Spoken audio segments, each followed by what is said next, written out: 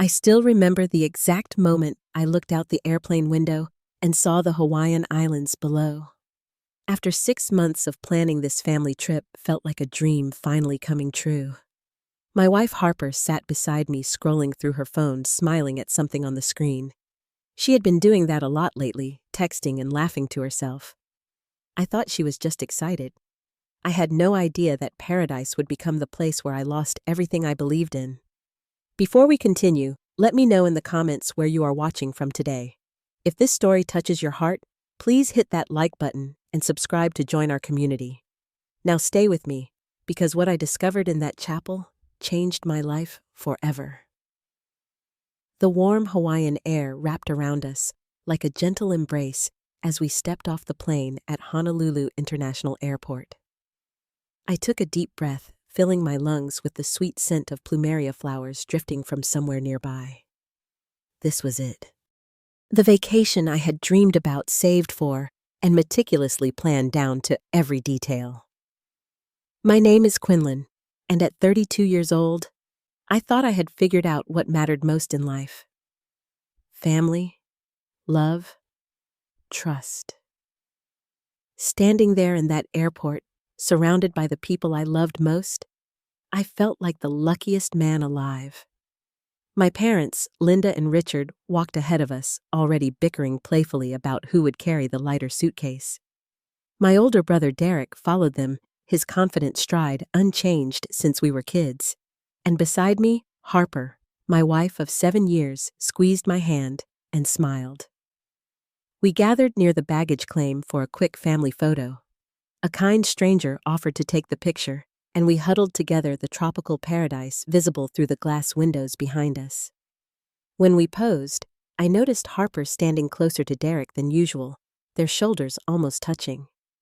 But I dismissed it immediately. We were all just excited, crowded together for the shot. Nothing more. The resort in Maui exceeded every expectation. I had chosen it carefully, a beautiful oceanfront property with private beach access and stunning sunset views.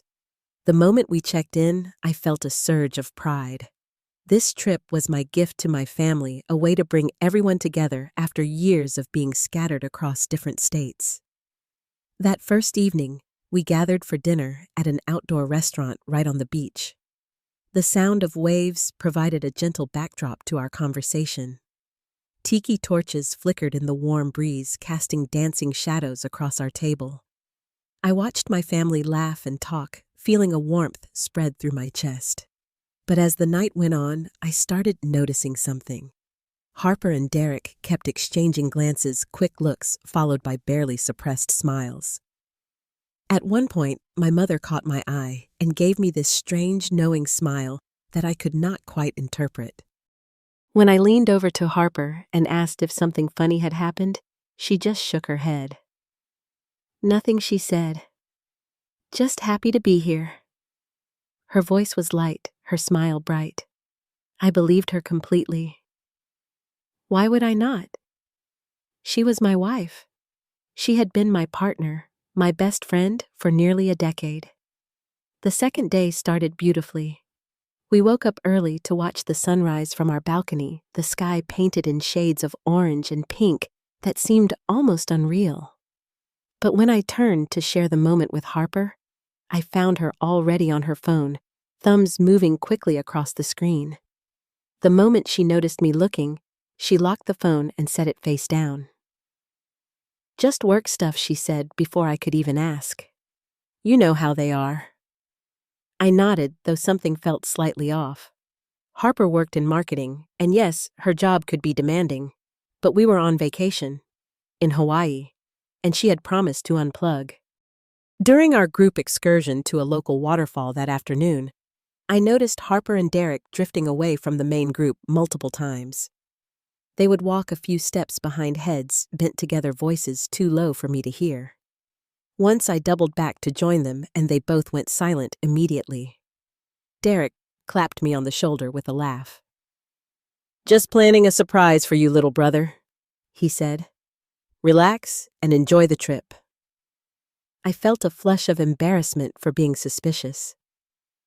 Of course they were planning something. Derek had always been the one to organize surprises for family events. I apologized internally for doubting them and made a conscious effort to push my concerns aside. Later that afternoon, I found myself alone with my mother on the balcony of my parents' room. The ocean stretched endlessly before us, sparkling under the afternoon sun. I decided to share my observations, hoping she would ease my mind. "Mom," I said carefully, "does Harper seem different to you lately?" My mother turned to look at me, her expression softening. "Honey, you worry too much. Harper loves you. We all do." She reached over and patted my hand reassuringly. I wanted to believe her. I needed to believe her. So I nodded and let the subject drop. But as I walked back to my own room, I could not shake the feeling that something had flickered behind her eyes. Something that looked almost like pity. That night, I lay in bed, telling myself I was overthinking everything. This was supposed to be a perfect family vacation. I was determined not to ruin it with baseless suspicions. The third morning brought a shift I could not ignore. Harper announced she wanted to skip our planned snorkeling trip to rest in the room instead. She said she had not been sleeping well, that she needed some quiet time. I offered to stay with her, but she insisted I go with the family. "Enjoy yourself," she said. "I will be fine. Just going to nap and maybe read by the pool later." So I went snorkeling with my parents and Derek, trying to lose myself in the beauty of the coral reefs and tropical fish. But my mind kept drifting back to Harper alone in our room, or so I thought. When I returned 3 hours later, the room was empty. The bed was made, Harper's swimsuit was gone, and there was no note. I checked the pool. No Harper. I walked to the spa and asked if she had an appointment. She did not. Growing concerned, I called her cell phone. She answered on the fourth ring, her voice slightly breathless. "Where are you?" I asked, trying to keep my tone casual. "Oh, I just went to the spa with your mom," she said. "Spur of the moment thing. We are getting massages." Something made me pause. Just to confirm, I said I will call Mom and see if she wants me to bring her anything. I hung up and immediately dialed my mother's number. She answered on the second ring. I could hear my father's voice in the background and the unmistakable sound of splashing water. "Hey, honey," my mother said cheerfully. "Your father and I are just relaxing by the main pool. Want to join us?" My stomach dropped. Harper had lied to me. Deliberately lied. When Harper returned to the room an hour later, I was sitting on the balcony waiting. I asked her how the spa was. She launched into a detailed description of the massage, the cucumber water, how relaxed she felt. Then she paused mid-sentence. "Wait," she said, laughing a little. "Or was it shopping? I went shopping for souvenirs." "The spa was yesterday. I am getting my days mixed up." I stared at her, searching her face for some sign that she realized how transparent her lies were. But she just smiled and kissed my cheek before heading to the shower. That night, I could not sleep.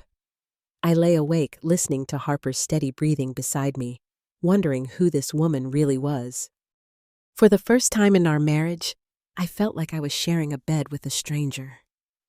The fourth evening brought the moment that shattered whatever remained of my trust. Harper had gone to take a shower, leaving her phone on the nightstand. I was not planning to look. I had never been the type to snoop through my partner's messages. But when the screen lit up with a notification, my eyes were drawn to it involuntarily.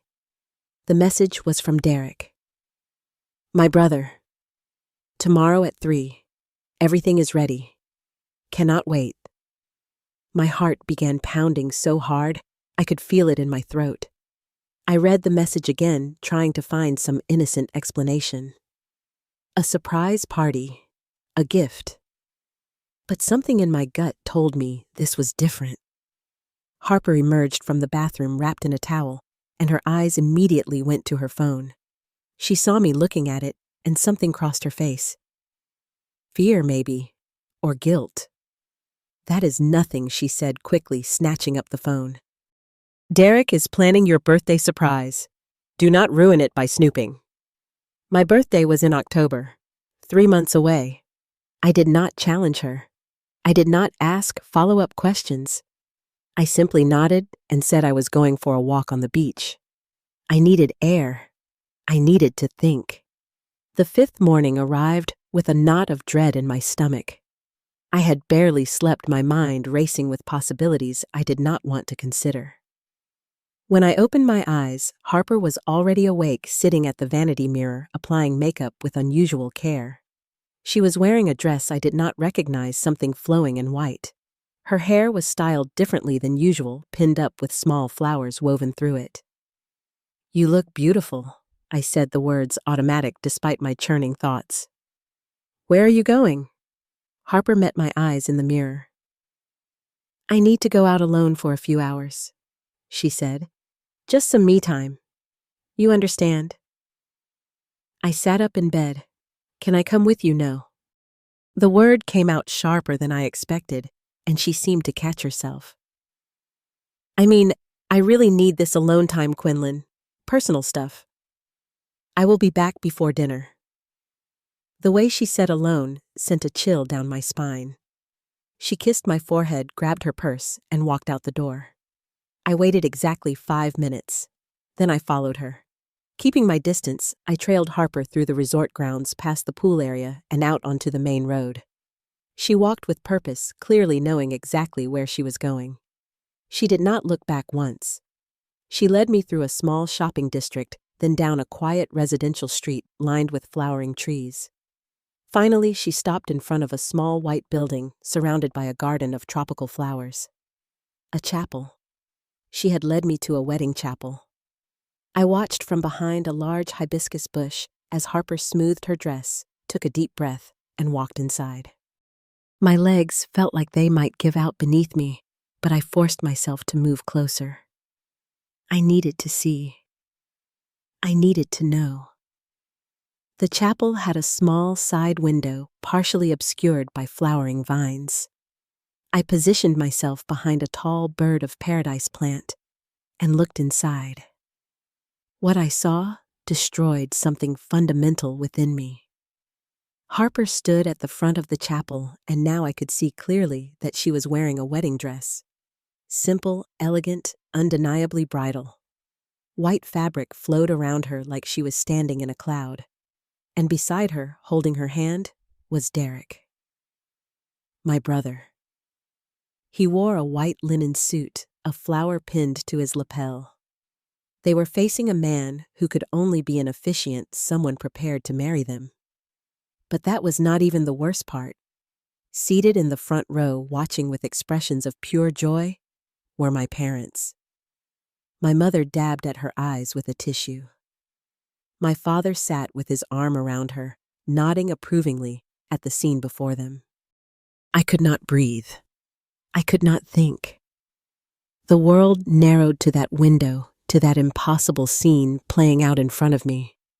I pressed closer to the glass, straining to hear their voices. Harper turned to Derek, her face glowing. She does not know, right? She asked, her voice barely above a whisper, but clear enough for me to hear.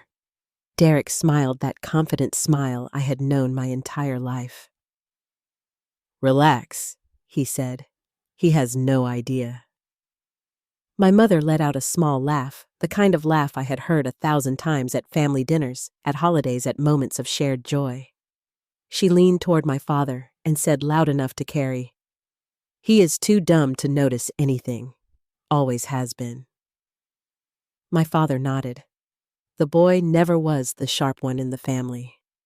Derek chuckled. That is why it was so easy. 3 years, and he never suspected a thing. 3 years. 3 years of my marriage had been a lie. 3 years of shared meals and family gatherings and holiday photos, all while my wife and my brother carried on behind my back. And my parents, the people who raised me, who were supposed to love me unconditionally, they had known. They had laughed about it. They had called me dumb. Tears streamed down my face, but I made no sound. I stood frozen behind that flowering bush, watching my entire world crumble through a chapel window. Everything in me wanted to burst through that door.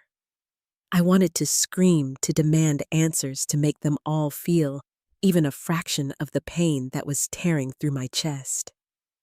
My hands were shaking, my vision blurred with tears, but I did not move. A thought cut through the chaos in my mind, sharp and clear. If I confronted them now, I would be the broken one, the victim, the fool who discovered the truth too late and fell apart in front of everyone. They had spent 3 years planning this betrayal. They had coordinated, schemed, and laughed at my expense. If I was going to respond, it would not be with tears and desperate questions. It would be with action. I stepped back from the window. I wiped my face with the back of my hand, and I walked away. I did not return to the resort immediately. Instead, I walked to the beach and sat on the sand for nearly 2 hours watching the waves crash against the shore. The same waves that had seemed so peaceful yesterday now felt violent, relentless. During those 2 hours, I made phone calls. First, I called my attorney back home. I explained the situation in brief clinical terms. I needed divorce papers prepared immediately. I needed documentation of all our shared assets. I needed to know my rights. Next, I called our bank. Harper and I had a joint account. I arranged to have my portion of the funds transferred to a personal account that she had no access to. The house was in my name, purchased before our marriage. She had no legal claim to it. Then I remembered something. 2 years ago, Derek had asked me to co-sign a business loan. He was starting a consulting firm, needed capital, and his credit was not strong enough to secure the funding alone. I had agreed without hesitation. He was my brother. I called the bank that held that loan and informed them I was withdrawing my guarantee. They explained the consequences. Without my backing, Derek would need to either provide alternative collateral or face immediate repayment demands. Either way, his business was about to face serious problems. Finally, I hired a private investigator. I gave him what details I could and asked him to compile evidence of Harper and Derek's affair. Dates, locations, photographs, everything. By the time I returned to the resort, I felt different. The raw, bleeding wound in my chest had begun to calcify into something harder, colder, more useful. Harper was back in our room when I arrived. She had changed out of the wedding dress and was now wearing casual resort wear. She looked up with a smile when I walked in. "There you are," she said brightly. "Where have you been all day? Just walking around?" I replied evenly. "Needed some me time, too." If she caught the echo of her own words, she did not show it. She just nodded and went back to scrolling through her phone. That evening, we had dinner as a family, all 5 of us around a table sharing food and conversation as if nothing had happened, as if I had not watched 4 of them conspire to betray me just hours earlier. I studied each of them as we ate. My mother laughing at something my father said. My father quiet and steady as always. Derek charming and confident, telling stories about his business ventures. Harper beautiful and attentive, her hand occasionally finding mine under the table. They were all such good actors. And I realized I would need to be one too, just for a little while longer. I smiled. I laughed at the appropriate moments. I squeezed Harper's hand when she reached for mine. "Enjoy this," I thought. "Enjoy your last days of pretending." The flight home felt endless. Harper sat beside me, her head occasionally resting on my shoulder. She had no idea that each touch made my skin crawl. She had no idea that everything between us was already over. When our taxi pulled up to the house, to my house, I noticed a black sedan parked in the driveway. Standing beside it was a man in a dark suit. "Who is that?" Harper asked, frowning. I did not answer. I simply paid the driver and stepped out of the car. My attorney walked toward me with a folder in his hands. Behind him, a security officer stood waiting, and a small moving truck was parked at the curb. The rest of my family had taken a separate taxi. They pulled up just as my attorney reached me. I could feel their eyes on my back as I shook his hand and accepted the folder. Mr. Quinlan, my attorney said loud enough for everyone to hear. Everything is prepared as you requested. I opened the folder and reviewed the documents inside. Divorce petition, asset division documentation, eviction notice. Everything was in order. I signed where I needed to sign. Then I turned to face the people who had destroyed my trust. Harper's face had gone pale. Quinlan, she said, her voice trembling. What is this? What is happening? I looked at her, really looked at her for what felt like the first time. I saw a stranger wearing my wife's face. 3 years, I said quietly. I know everything. The silence that followed was absolute. My mother's hand flew to her mouth. My father stared at the ground. Derek took a step backward, his confident facade cracking. My attorney stepped forward and addressed Harper directly. Mrs. Harper, these are your divorce papers, and this is an eviction notice. You have 24 hours to remove your belongings from the property. No. Harper's voice came out strangled. Quinlan, please, we can talk about this. Derek moved toward me, hands raised. Quinlan, listen. It is not what you think. We can explain. I pulled out my phone and showed them the photographs the private investigator had sent. Images spanning 3 years. Derek and Harper at restaurants, at hotels, at places I had never been. The evidence was undeniable. I turned to my mother. You called me dumb, I said.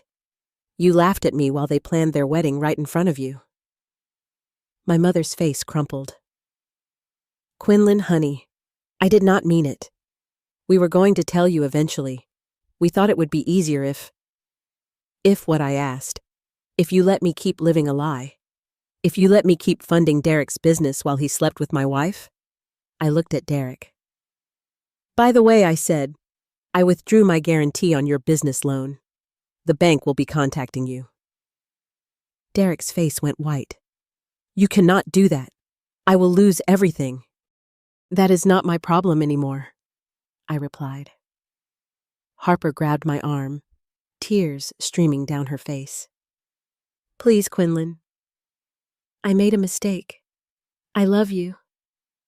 I never meant for any of this to happen. I removed her hand from my arm gently but firmly. A mistake is forgetting an anniversary, I said. 3 years is a choice. I turned and walked into my house. I closed the door behind me and locked it. From inside, I could hear them. Harper's sobs, Derek's curses, my mother's frantic voice trying to explain, to justify, to make excuses. I did not open the door. I did not respond. I sat in my living room as darkness fell outside. The house felt different now, quieter, emptier, but also cleaner somehow, as if a poison had been drained away. I will not pretend the months that followed were easy. They were not. I started seeing a therapist twice a week to work through the betrayal. Some nights, I still woke up reaching for Harper, only to remember she was gone. The memories would ambush me at unexpected moments, turning ordinary days into emotional minefields. But slowly, gradually, I began to heal. I threw myself into work and earned a promotion I had been chasing for years. I started traveling solo, visiting places I had always wanted to see but never prioritized. I made new friends, people who knew nothing about my past, who accepted me for who I was becoming, rather than who I had been. The divorce was finalized 4 months after Hawaii. Harper tried to contest it, tried to claim a portion of the house, but my attorney had been thorough. She left with nothing except her personal belongings. Derek's business collapsed within 6 months. Without my guarantee, the bank called in his loan. He could not pay. Last I heard, he had moved to another state to start over. My parents have tried to reach out multiple times. Letters, phone calls, messages through other relatives. I have not responded to any of them. Maybe someday I will. Maybe someday I will be ready to hear whatever explanations they want to offer. But not yet. The betrayal I experienced came not from strangers, but from the people I trusted most in the world. That made it worse, but it also taught me something valuable. The way we respond to betrayal defines who we become. I could have let bitterness consume me. I could have become angry, resentful, closed off from ever trusting anyone again. Instead, I chose to walk away with my dignity intact. I chose to rebuild rather than wallow. I chose to treat myself with the respect that they had failed to show me. Sometimes, paradise is not a place. It is not a beach in Hawaii or a sunset over the ocean. Sometimes, paradise is the moment you realize you deserve better, and you finally have the courage to walk away. And if you are going through something similar, if someone you trusted has broken your heart, I want you to remember this. Your worth is not defined by how they treated you. It is defined by how you treat yourself after. I want to hear from you. Have you ever experienced a betrayal from someone you trusted completely? How did you find the strength to move forward? Please share your story in the comments below. Your experience might help someone else who is going through the same thing. If this story resonated with you, please give it a like and share it with someone who might need to hear it. Do not forget to subscribe so you never miss another story from this channel. Thank you for watching and for being part of this community. I wish you courage in your difficult moments, strength in your healing, and the wisdom to know that sometimes the best thing you can do is simply walk away.